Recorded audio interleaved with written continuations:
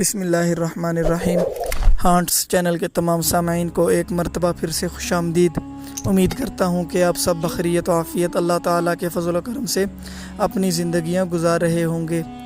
تو آج ہم جس موضوع پر بات کریں گے وہ ہے خواب میں درخت دیکھنا۔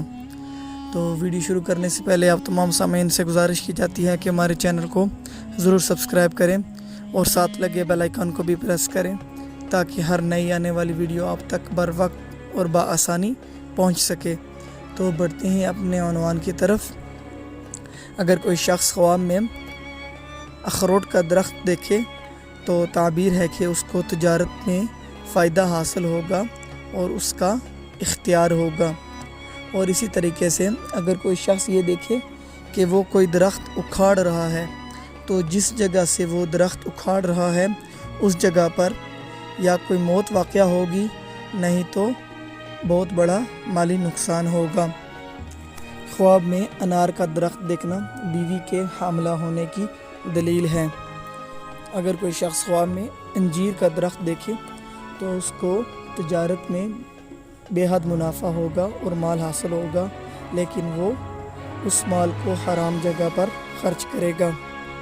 اور اگر صاحب خواب میں ابنوس کا درخت دیکھے، ابنوس ایک قسم کا درخت ہے جس کی لکڑی سیاہ رنگ کی ہوتی ہے، تو اس کی تعبیر ہے کہ وہ شخص محنت اور مشقت میں کامیاب ہوگا اور اس کو مال و دولت حاصل ہوگا۔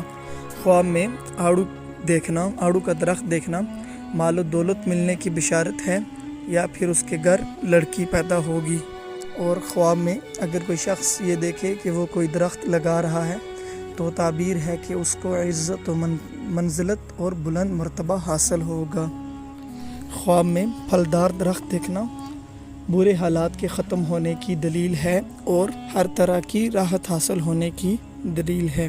اور اگر کوئی شخص یہ دیکھے کہ وہ درخت سے باتیں کر رہا ہے تو اس کی تعبیر ہے کہ اس کو بلند مرتبہ حاصل ہوگا اور وہ ایسا کام کرے گا جس پر لوگ تعجب کریں گے۔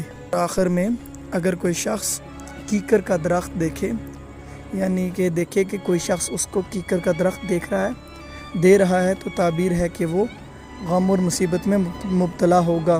اور اگر کوئی شخص یہ دیکھے کہ اس نے کیکر کا درخت کھایا ہے تو یہ بہت زیادہ غم اور دکھ ملنے کی دلیل ہے۔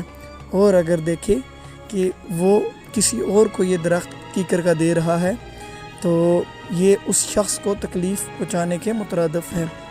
تو اسی کے ساتھ ویڈیو کا اختتام کیا جا رہا ہے۔ آپ تمام سامعین سے گزارش ہے کہ اپنی سپورٹ اسی طریقے سے جاری رکھیں اور اپنی دعاؤں میں ضرور یاد رکھیں۔ اللہ حافظ۔